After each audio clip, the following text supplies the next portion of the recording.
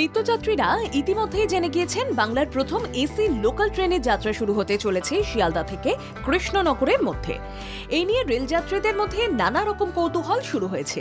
যাত্রীদের একাংশ যেমন এই ট্রেনে প্রথম যাত্রা করার জন্য প্রহর গুনছেন, আবার অনেকে ভাবছেন ভাড়া কত হবে।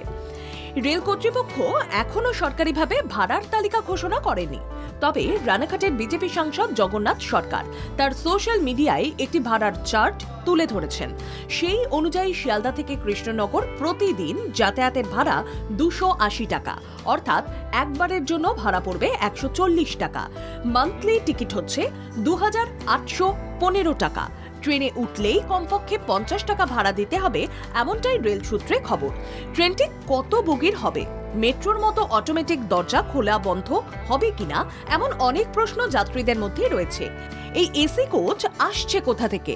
রেল সূত্রে খবর, এই ট্রেনটি চেন্নাইয়ের ইন্টেগ্রাল কোচ ফ্যাক্টরি থেকে আনা হচ্ছে।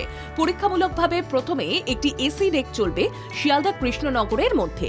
এই যাত্রা লাভজনক হলে ধাপে ধাপে বাড়ানো হবে এসি রেক।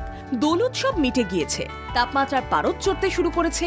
এই গরমে রেল যাত্রীদের হাঁসফাঁস অবস্থা শুরু হয়ে গেছে।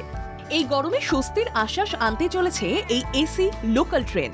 রেল সূত্রে জানা গিয়েছে, এই ট্রেনের দরজা স্বয়ংক্রিয়ভাবে খুলবে ও বন্ধ হবে। ভিতরে শীতাতপ নিয়ন্ত্রিত পরিবেশ থাকবে আর আরামদায়ক আসন থাকবে এই এসি লোকাল ট্রেনে। এই এসি লোকাল ট্রেন চালু হলেই বাংলার রেল ইতিহাসে এক নতুন অধ্যায়ের সূচনা হবে। জানা গিয়েছে, পূর্ব রেলের শিয়ালদা ডিভিশন এই পরিকল্পনা চূড়ান্ত করেছে।